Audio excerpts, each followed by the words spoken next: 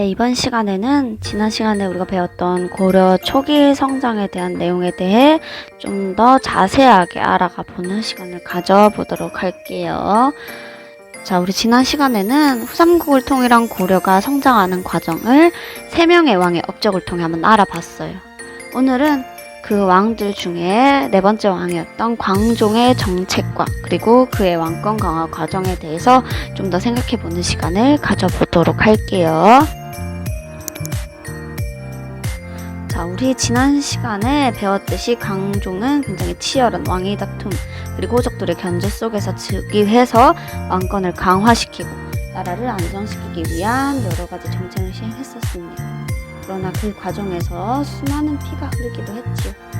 우리는 역사 속에서 강력한 왕권 강화 정책을 시행하기 위해 많은 그 당시 귀족이나 지배 세력을 숙청한 왕들을 종종 만날 수 있었습니다. 이전에 우리가 배웠던 통일신라의 신문왕이나 이후에 배울 조선의 태종 이방원과 같은 그리고 오늘 이번 시간에 다룰 고려 광종 이런 왕들이 종종 있었지요.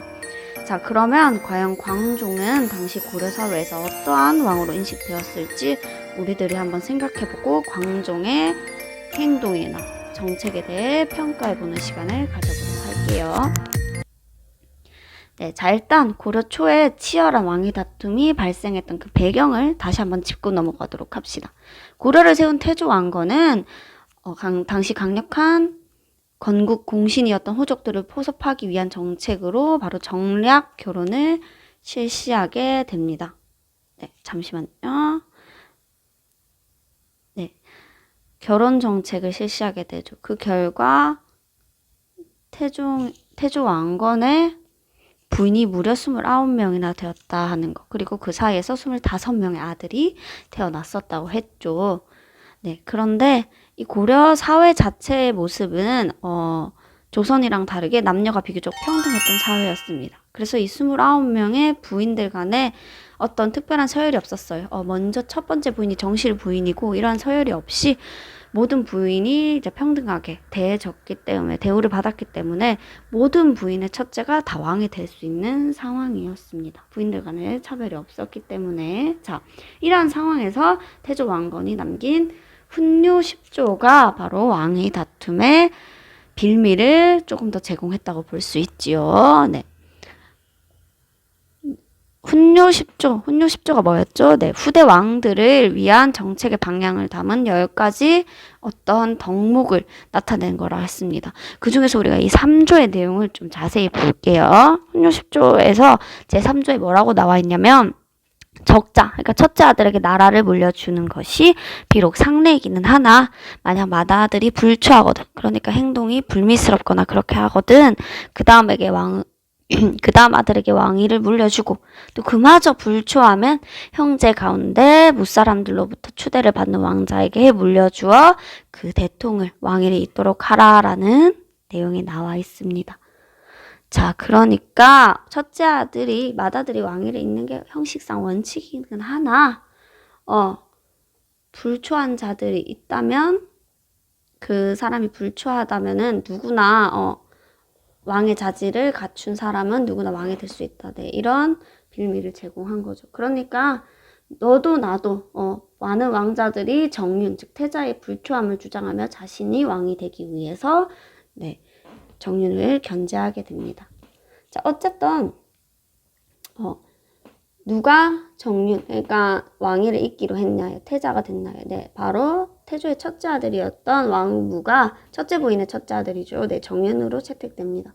그러나 이 정윤의 어머니 쪽 세력, 그러니까 얘 호족 세력이 굉장히 미약했습니다.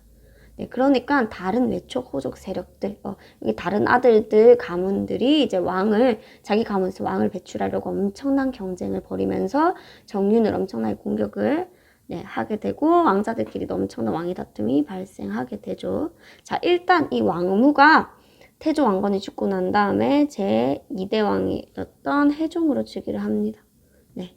그러나 왕자들이 계속해서 견제를 했다고 했죠. 이 드라마에서도 보듯이 왕유나 이런 사람들이 굉장히 견제를 합니다. 결국 재위 2년 만에 해종은 의문의 죽음을 맞이하게 됩니다. 자, 해종이 죽고 그 다음 왕위를 누가 이었냐? 태조의 둘째 아들이자 당시 굉장히 유력한 호족 가문이었던 충주호족 세력의 왕요가 3대 정종으로 즉위하게 됩니다. 정종이 즉위했을 때도 이제 좀 왕권을 강화시키기 위해 다양한 정책을 시도하려고 했어요. 뭐 서경으로 천도를 하려 하던가, 네, 다양한 정책을 시도하려고 했지만 여기에 대한 호족들 반발이 굉장히 강해서 정종이 시행하려 했던 다양한 정책들이 제대로 시행되지 못했습니다. 왕권이 여전히 제대로 확립되지 못한 상황에 머물러 있었죠. 결국 이 정종도 이제 병세 때문에 4년 만에 죽음을 맞이하게 되고, 이러한 혼란한 상황 속에서 바로 네 번째 왕으로 4대 광종이 즉위를 하게 됩니다. 네. 그러면 우리가 광종의 개혁 정책을 좀 더 알아볼게요. 네, 일단은 자신의 이복 동생이었던 황보연화, 이 황보씨, 유력한 호족 세력이었던 황보씨와 결혼을 함으로써 이제 든든한 호족 세력을 외척 가문으로도 맞이하기도 했습니다. 자, 그러면 우리가 광종의 왕권 강화 정책을 다시 한번 복습해 보도록 할게요. 자, 광종이 바로 이렇게 강력한 정책을 시행한 것은 아닙니다. 일단 즉위하고 나서 7년 동안은 자신의 몸을 낮추고 기회를 엿보면서 일단 가만히 있어요. 네, 호족들에게 대항할 힘을 먼저 기릅니다.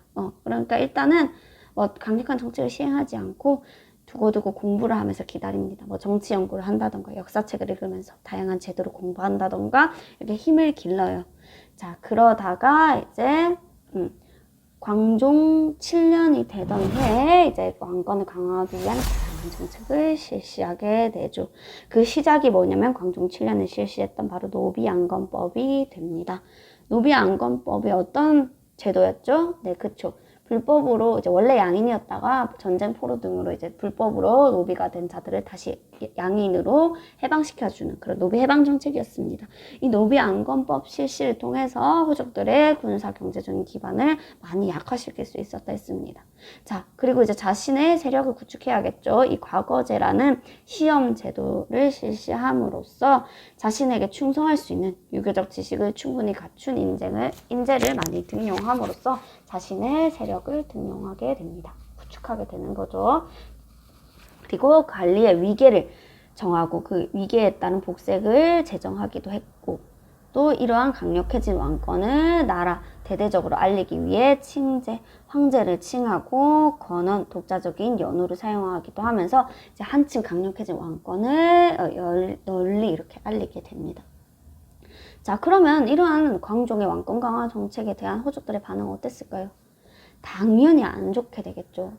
호족들 입장에서는 우리가 나라를 세우는데 아주 큰 공을 세웠던 그런 중요한 사람들인데 우리가 이렇게 찬밥 신세가 되다니. 노비안건법 때문에 자신들의 군사 경제적 기반도 약화되고 과거제 때문에 또 어떡해요. 그동안 순탄하게 간직 진출할 수 있었던 그 길이 완전히 막혀버린 거잖아요. 네, 능력에 따른 등용을 위주로 하면서. 그러니까 이렇게 이러한 정책 때문에 화가 난 호족들이 엄청나게 반발을 하게 됩니다. 이거 말도 안 됩니다. 이런 게 해서 안 됩니다. 반발을 하게 되지요.